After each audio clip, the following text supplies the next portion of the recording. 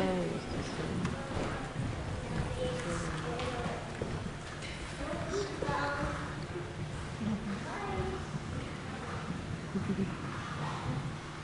I was growing up, I had these series of books. They were about yay big, hardcover, and they were all biographies of famous people. And I got them kind of one at a time over a couple of years after I had learned to read. One was about George Washington.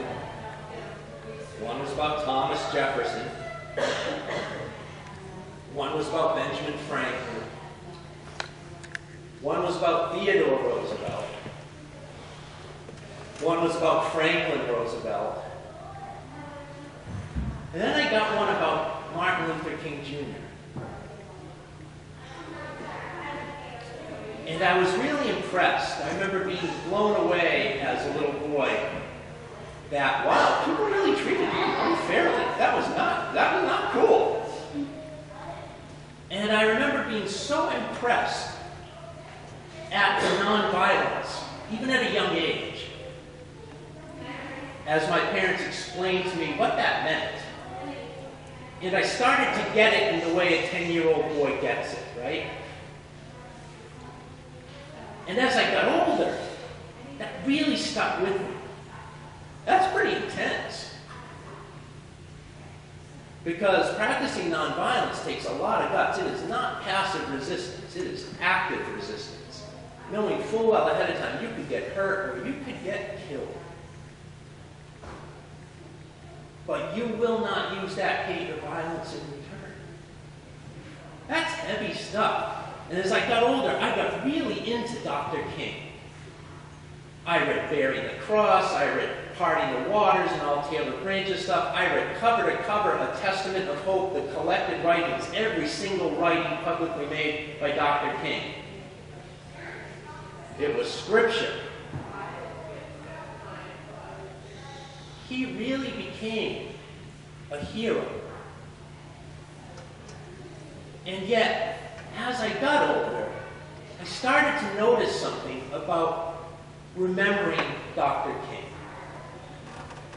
I had become an amateur Dr. King and Civil Rights Movement scholar because of the way that biography for children grabbed me when I was a boy.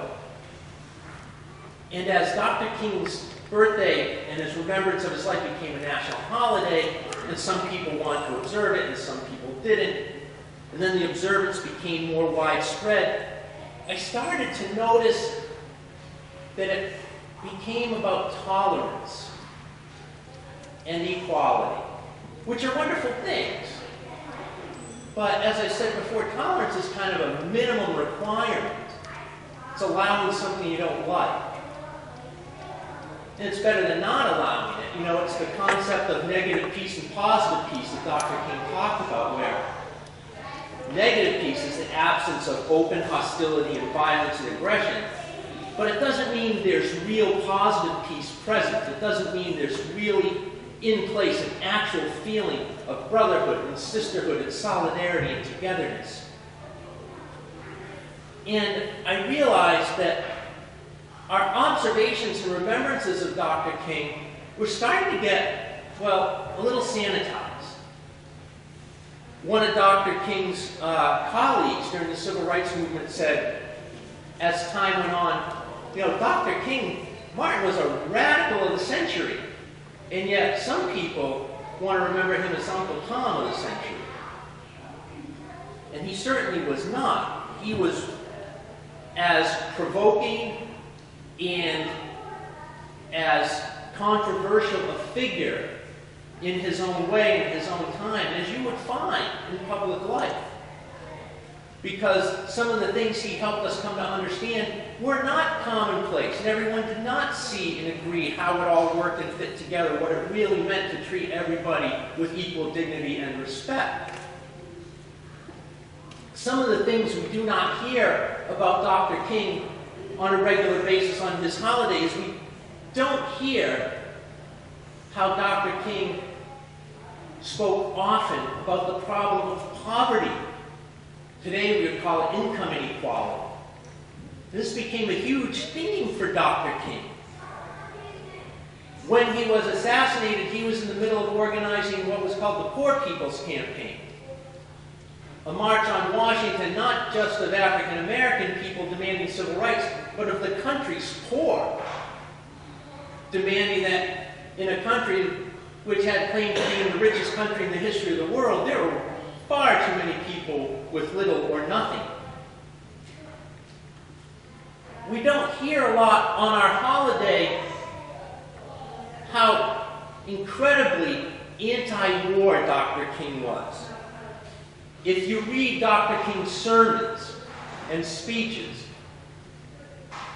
as he came out strongly against the war in Vietnam, and you replace the words Vietnam with the words Iraq or Afghanistan, they would read just as well and pertinent today as they did in the 1960s about Vietnam.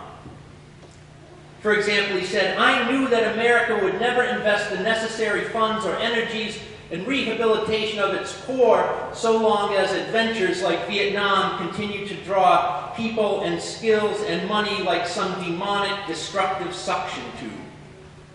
So I was increasingly compelled to see the war as an enemy of the poor and to attack it as such." He said, "I tried to offer them my deepest compassion while maintaining my conviction that social change comes most meaningfully through nonviolent action. But they asked, and rightly so, well, what about Vietnam? They asked if our own nation wasn't using massive doses of violence to solve its problems, to bring about the change it wanted. Their questions hit home, and I knew I could never again raise my voice against the violence of the oppressed in the ghetto without having first spoken clearly to the greatest purveyor in violence in the world today, my own government." King realized in his time what we call intersectionality today, that the problems of race and poverty and war and all people who are oppressed for any reason are all interrelated.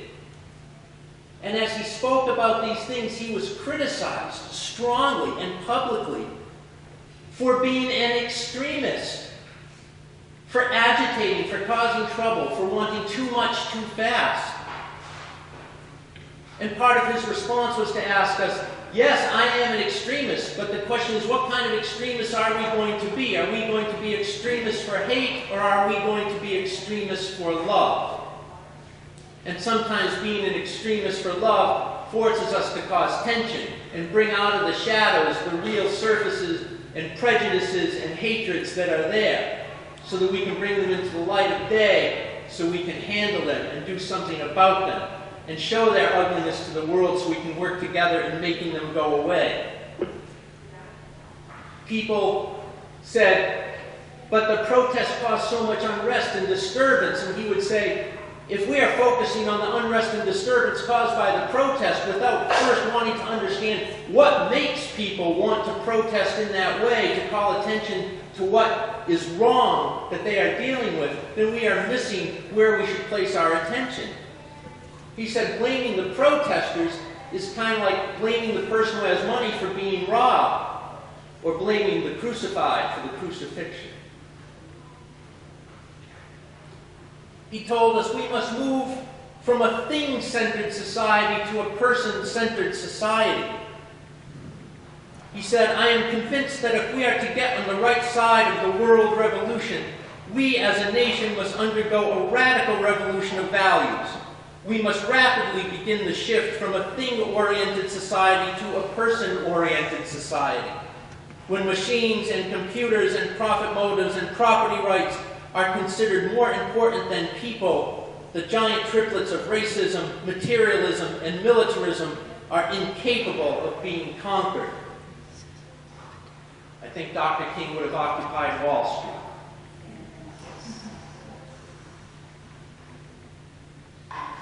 In 1966, Dr. King was invited to give the Ware Lecture at the Unitarian Universalist General Assembly.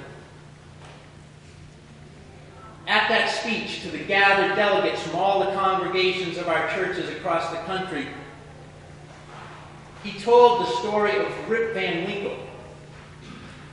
He said the remarkable thing about the story is not that Rip Van Winkle falls asleep and he wakes up many years later. The remarkable thing is what happened while he was asleep. When Rip Van Winkle falls asleep in the story, King George is the monarch and the supreme leader of those living in the colonies in America. But when Van Winkle wakes up, there's a picture of George Washington on the wall, the first president. King said, the moral of that story is do not sleep through the revolution. And he urged us, as Unitarian Universalists, a tradition that he had a lot of respect for and drew from.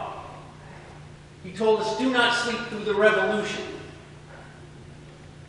If we fall asleep, our voice may be silent.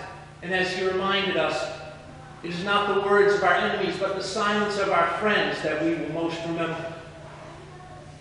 And so today, as we see protesters for Black Lives Matter in cities around our country, protesting nonviolently, taken away and hauled off and treated with violence and aggression by a militarized police force. And yet we have basically white terrorists and people committing treason in federal land in Oregon. And the response that meets them is patience. We wonder why, what's gone on? Have we slept through the revolution again? We need to continue, as Unitarian Universalists have been so often, on the right side of history.